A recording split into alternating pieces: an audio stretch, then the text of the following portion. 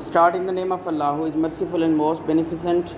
Dear students, today we are going to discuss the most important aspects of Hamlet. As earlier we have done with the summary of Hamlet, we have done with the themes of Hamlet and significance of the Hamlet. The Ferality, thy name is woman.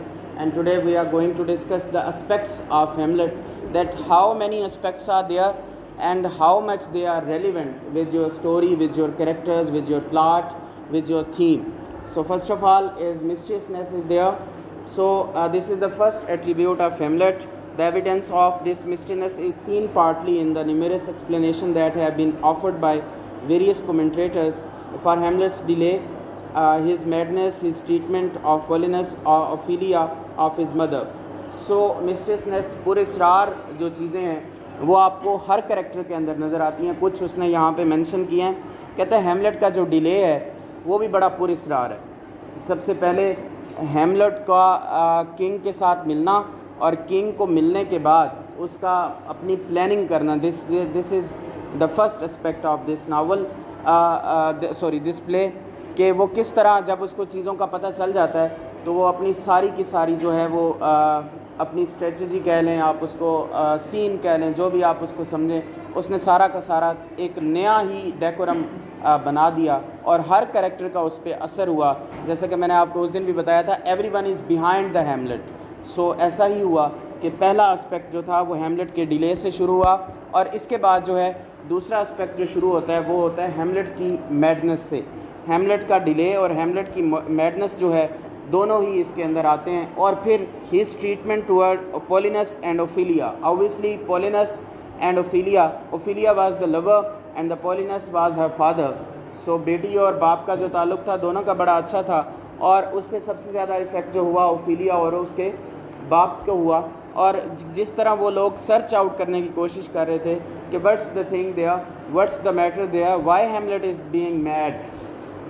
एक आम इंसान जो बिल्कुल normal था और अचानक से उसको एकदम से उसने अपने आप को पागल कंसीडर किया और फिर उसने जो डिले है और उसके जितना भी कंसिडरेशन है उससे सबसे ज़्यादा जो इफ़ेक्ट हुए वो पहले हुए हैं ओफिलिया और पोलिनस और उसके बाद जो दूसरे नंबर पे इफ़ेक्ट हुए वो हैं क्लाडियस एंड गर्ट्रूड.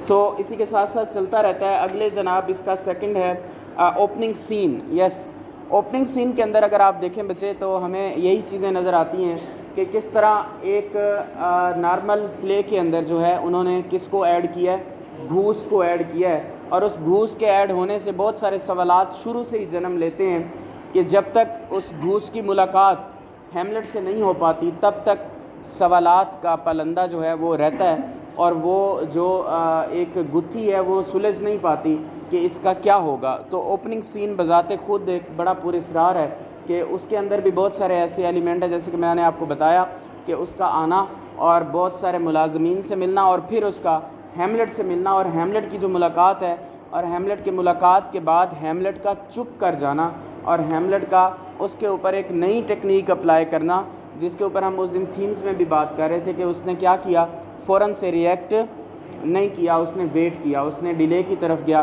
तब जाके उसने जो है चीज़ों को जो है देखा, समझा और फिर उसके ऊपर एक्ट किया. The third one is the problematic nature of reality and the relation of reality to appearance. Yes, reality is something else and appearance is something else. दोनों एक दूसरे से मिलते जुलते नहीं हैं, दोनों एक दूसरे से डिफरेंट हैं. हर कैरेक्टर को अगर आप देखें, आप हैमलेट से ही शुरू करें, हैमलेट की रियलिटी कुछ है, हैमलेट नज़र कुछ आ रहा है. जब उसको घूस मिल जाता है उसके बाद से लेके आखिर तक आप अगर हैमलेट को देखें तो हैमलेट आपको मुख्तलिफ नज़र आता है. ठीक है, हैमलेट जो है वो है कुछ और बना, और उसकी जो अपीयरेंस है जो विलियम शेक्सपियर ने उसको अपेयर किया स्टेज के ऊपर वो कुछ और है.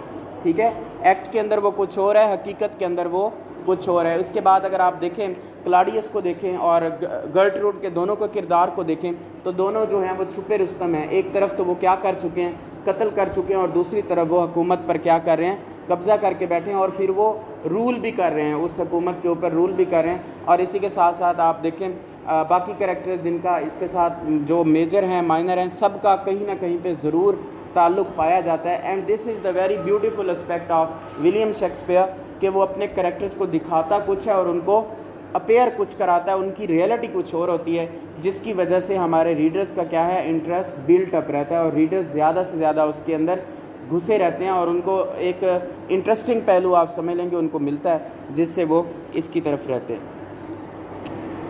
इसके बाद बताता है mortality another attribute of the play. Yes, mortality, बच्चे आप देखें हैमलेट का प्ले जो है वो शुरू भी मोर्टेलिटी पे हो रहा है और आखिर भी मोर्टेलिटी, हर तरफ जो है।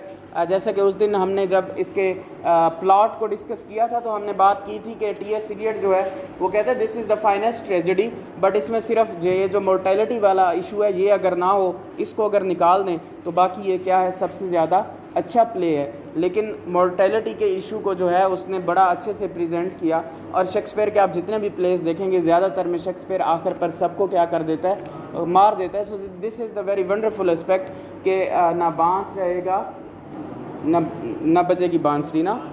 हाँ, so this is the thing कि उसने क्या किया कि शुरू से आप देखें अपेरेंस भी कत्ल से शुरू की और आखिर तक जो है वो उस कत्ल को लेके चल रहा है, उसको उससे उसने पीछा नहीं छुड़ाया। प्ले के दरमियान में भी देखें कत्ल हो रहे हैं, शुरू में भी कत्ल हैं और आखिर पे भी कत्ल। इसके बाद बताता है the changes in Denmark. Yes, the next point is changes in Denmark. जैसे ही किंगशिप चेंज हुई, जैसे ही हैमलेट को जो है किंग हैमलेट के बाप को मारा गया, उसके बाद जो चेंजिंग आई डेनमार्क के अंदर वो बड़ी जो है वो मैटर करती है और वो बड़ी माने रखती है कि किस तरह जो है एक पूरी जो है डेनमार्क की किंगशिप जो है वो चेंज कर दी गई। ठीक है, अब ये पॉलिटिकल चेंज भी हो सकती है, ये हर किस्म की चेंज है। अगर आप इसको इंटरनल देखें तो एक पूरे का पूरा शाही निज़ाम ही चेंज हो गया। ठीक है, जैसा कि आपके यहाँ इमरान खान को निकाला गया और शहबाज शरीफ को लाया गया, तो उसके बाद जो है अब आप देखिए इमरान खान की पॉलिसी कुछ और थी, अब उनकी दोनों से डिफरेंट है, उनके कुछ और मकासद हैं, या जैसे भी आप उनको कह सकते हैं कि उनकी अपनी पॉलिसी है, इनकी अपनी पॉलिसी थी। सेम इज़ द केस है कि जो पहला किंग था उसकी अपनी पॉलिसी थी और जो अब आया उसकी अपनी पॉलिसी, और जो अब आया वो कैसे आया, चोर बाज़ार से आया, चोरी रास्ते से आया। उसने किसको मारा है, हैमलेट को मारा है। हैमलेट को मारने के बाद उसकी जो है वाइफ से शादी की और वाइफ से शादी करके उसने किंगशिप की, और इसके अंदर जो है घर के बंदे मुलविस हैं। This is the different aspect. ठीक है, so this is the another change in the Denmark. Yes, इसके बाद बताता है Hamlet's problem. Hamlet's problem in the Curtis form is simply the problem of average. He must carry out the injection of the goose. All these expressions about Claudius are used by the goose. Kill the king, but this problem is presented in a term of certain kind of world. The goose injection to act become so inextricable bound of the helmet. The character in the world in which the action must be performed is mistiness, is battling appearance, its deep consciousness of infection, frailty and the loss that cannot come to terms with the either without coming to the terms to the both. Yes, Hamlet जो है वो through out the play problems का शिकार है, और Hamlet की appearance भी हम पहले बात कर चुके हैं। हैमलेट जैसा कि मैंने आपको बताया कि शुरू से अगर किंग को भी मिलता है, घूस को भी मिलता है, तो वो प्रॉब्लम का शिकार है। इससे पहले भी वो प्रॉब्लम का शिकार है। जिस दिन हमने प्लॉट की बात की थी तो हमने देखा था कि वो बताता है कि हैमलेट का वापस आना और अपनी माँ का रवैया देखना, वहीं से उसको उलझन होना शुरू हो जाती है, और हैमलेट जो है through out the play problems का शिकार है। ठीक है, अब ये देखिएगा जब आपका हीरो ही प्रॉब्लम्स का शिकार हो तो ऑब्वियसली ट्रेजेडी तो फाइनेस्ट होगी ही, लोगों का इंटरेस्ट भी होगा और आपका जो है स्टोरी में क्लाइमैक्स भी होगा, अप्स एंड डाउन भी होंगे। और इसी के साथ साथ लास्ट पे बताता है Hamlet are different man in the last act. Yes, अब आप अगर लास्ट एक्ट देखें तो जहाँ पे हमने उस दिन प्लॉट के अंदर बात की थी कि जब हैमलेट के हाथों किसका कत्ल हो जाता है, पोलिनस, और हमने कहा था कि उसका कत्ल होना जो है हमारा डाउनफॉल है हमारे प्ले का। तो अब आप देखें जब डाउनफॉल हुआ तो आपका जो हीरो है वो भी ऑब्वियसली क्या हो गया, डाउनफॉल का शिकार हुआ। और मैंने आपको बताया था कि हैमलेट जो है जब उससे कत्ल हो जाते तो उसके अंदर एक रिपेंट का भी जो है एलिमेंट उजागर होता है, और ऑब्वियसली वो कत्ल किसका कर चुका है, ओफिलिया के बाप का। ठीक है, और ओफिलिया का बाप एक तो ओफिलिया के हिसाब से उसका रिलेशन था और दूसरा वो क्या था, किंग का बड़ा क्लोज था, दरबारी था।